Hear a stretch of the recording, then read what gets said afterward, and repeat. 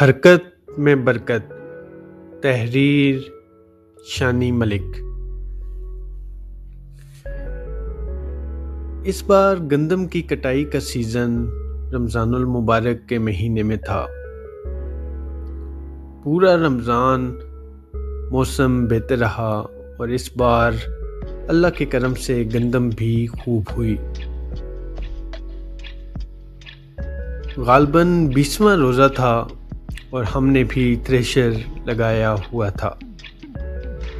ایسے موقعوں پر رونق میلہ تو خوب ہوتا ہے، دوست یار رشتہ دار اکٹھے ہو ہی جاتے ہیں۔ خیر، اصل بات کی طرف آتا ہوں جو آپ کو بتانے کے لیے لفظوں کا سہارا لے رہا ہوں۔ تھریشر لگایا ہوا تھا اور دانے سنبھالے جا رہے تھے۔ اتنے میں ایک بندہ لوڈر رکشہ پر ہمارے پاس آ گیا۔ اس نے ہم سب کو سلام وغیرہ کیا اور کھڑا ہو گیا۔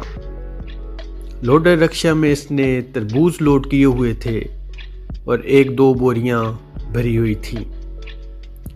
وہ بندہ مجھ سے مخاطب ہوا اور کہا کہ صاحب جی یہ دھوانا لے لو۔ میں نے اس کو کہا کہ یار ہمارا تو روزہ ہے۔ تھریشر پر کام کرنے والوں سے پوچھا کہ تربوز کھانا ہے؟ انہوں نے کہا کہ نہیں کھانا۔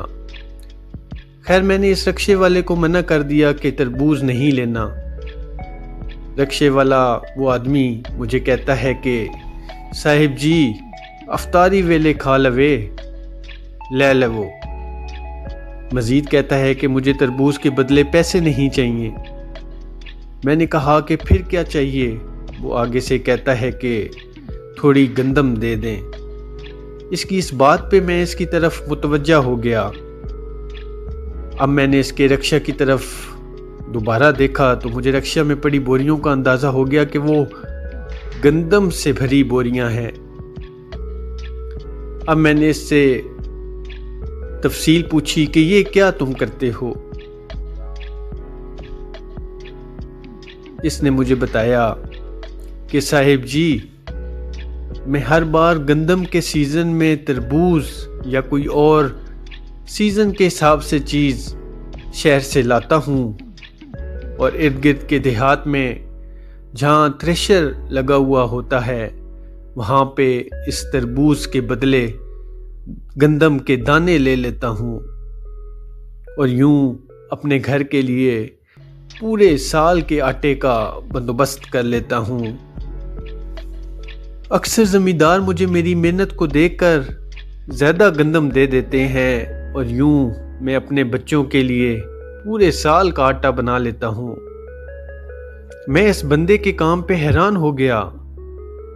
دوست کو کہا کہ ان کو تھوڑے سے زیادہ دانے ڈال دو اور 2 تربوز بھی لے لیے اس کی حوصلہ افزائی کے لیے۔ مزید 500 روپے بھی دیے اور وہ خوشی خوشی اپنی اگلی منزل کی جانب چلا گیا۔ کافی دیر تک میں سوچتا رہا کہ اگر بندہ کچھ کام کرنا چاہے تو کیا کیا نہیں کیا جا سکتا۔ حلال کمائی کا اتنا زبردست طریقہ اس بندے نے تلاش کر لیا۔ واقعی حرکت میں برکت ہے۔ ایسے لوگوں کی حوصلہ افزائی کرنی چاہیے اور ایسے لوگوں کی مدد کرنی چاہیے جو خود کچھ کرنا چاہیں، نہ کہ بھکاریوں کی طرح ہر وقت ہاتھ پھیلاتے رہیں۔ لہٰذا لوگوں کو روزگار مہیا کرنے کی کوشش کریں تاکہ وہ اپنی حق حلال کی روزی روٹی کمانے لگ جائیں۔ بہت بہت شکریہ۔